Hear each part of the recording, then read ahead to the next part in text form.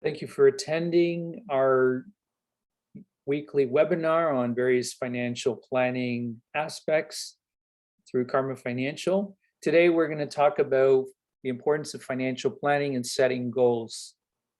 A lot of times we navigate with the plan when it comes to our finances. It's very easy to fall into that trap as we get busy in our careers, our daily living, and it's very hard to devote the time and energy into setting aside for creating a plan and working towards our goals.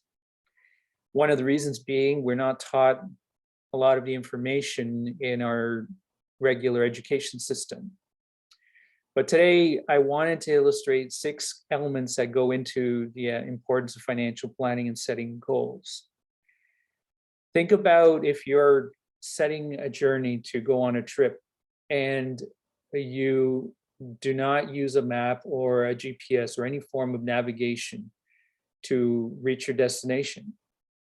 You could be spending hours, weeks, months, years, perhaps, depending on your destination, on finally reaching that endpoint without any form of navigation tool. The same can be said about financial planning. Without a firm plan, a written plan with set goals and strategies, it is very difficult to reach those intended goals if you have no plan to work with. You could be spinning your wheels for months, years, and you may never even reach those goals.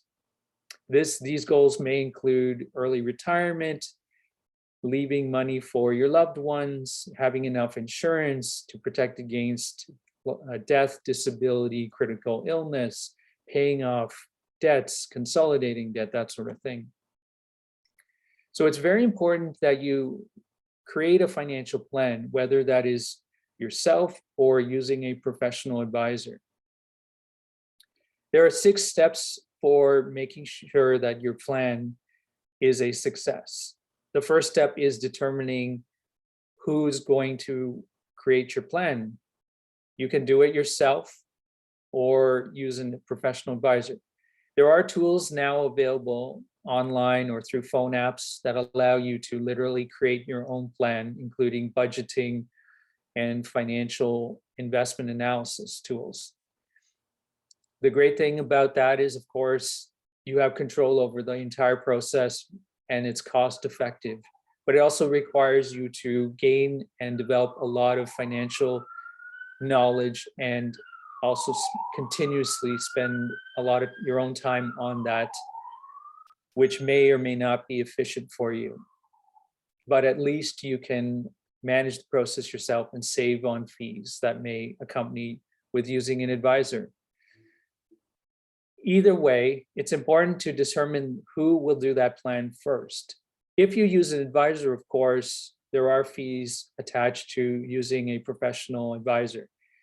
They can be either commission-based or a fixed fee where they charge you a set amount and they usually will quote you ahead of time. It's very important to find out, whoever you decide to work with, the fee structure that is involved in working with that advisor. Also, you want to know the time frame. If you do decide to use an advisor, what is the time frame, the responsibilities involved in that? Most professional advisors will provide you a detailed engagement with timeframes and responsibilities, what's involved ahead of time. Once you've decided on who will do the plan, whether it's yourself or an advisor, the next thing is to determine the goals. The goals may include early retirement, staying ahead of inflation, investing wisely, minimizing your taxes, incorporating your business, if you're self-employed, into your personal financial plan, including your spouse or dependents in the planning, and optimizing their needs. Again, it's important to know your destination before you can plan the trip. Until you know what your end goal is, you can't set on any sort of journey. You would just be spinning your wheels mindlessly and never reach that destination if you haven't even determined that. Once you've determined the goals and your objectives, from there, you can now analyze your current situation, because the current situation will tell you how far close you are to reaching your destination. This includes looking at your current financial knowledge and investments, your net worth, your budget, your dependents and family, that all that goes into your financial goals. You can do this yourself, as mentioned before, if you decide to do it yourself, or use an advisor.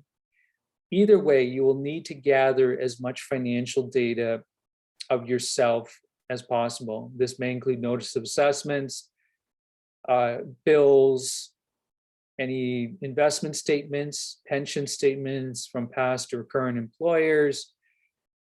If you have a will and estate plan already in place, any financially related documents that will help you assess where you are now, to be able to create a plan to reach your goals.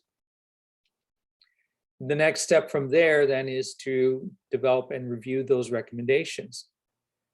So in order to review and determine those recommendations, the analysis will tell you how far of a gap you are from reaching your goals. Looking at the investment performance up till now, assessing whether the current investment portfolio fits with your investment objectives or not. What is your tax expenditure, that sort of thing. If you use an advisor, they will typically create a detailed report with projections and analysis that will show you what you need to do to reach those financial goals, which may include setting up new accounts such as a TFSA, RSP, splitting income with your spouse, obtaining life insurance coverage, or topping up existing coverage, things like that. If you decide to do it yourself, again, you will need to then obtain a lot of knowledge and research to understand what the current analysis means and what you need to do to reach those goals. You will need to get up to speed on any sort of financial literacy knowledge out there in terms of reading books, listening to podcasts, YouTube videos such as mine, or through friends and family and referrals, that sort of thing. Once you've determined those recommendations, you have to put those into specific strategies, specific implementations. Again, this may involve setting up new accounts or moving existing accounts to something more optimal, obtaining a will or estate plan, setting that in place, speaking to other specialists in other areas. Again, without the implementation, your plan is no good. So if you've identified your goals, looked at your current situation, and created some strategies, you have to take action on that. So taking action is very critical to be able to reach those goals. And then finally, once you've done those first 5 steps, the important thing is the ongoing monitoring and maintenance of your plan and review. Because things change. Although the plan may be good for you as of today, things may change as you progress through life. Things such as divorce, marriage, having a new child, a death in the family, retirement, all of these life-altering events may steer you away or change your goals as time goes. So it's important to adapt and change your plan as time goes, and also monitor the performance to ensure that you are achieving your goals that you had set in place. And if not, make those changes. So this is an ongoing process, not a one-time thing that you need to continuously do, is this financial plan. This financial plan, while it's a good start, is something that has to be done at least once a year for you to ensure that you're achieving your goals and keeping up with any changes in your life.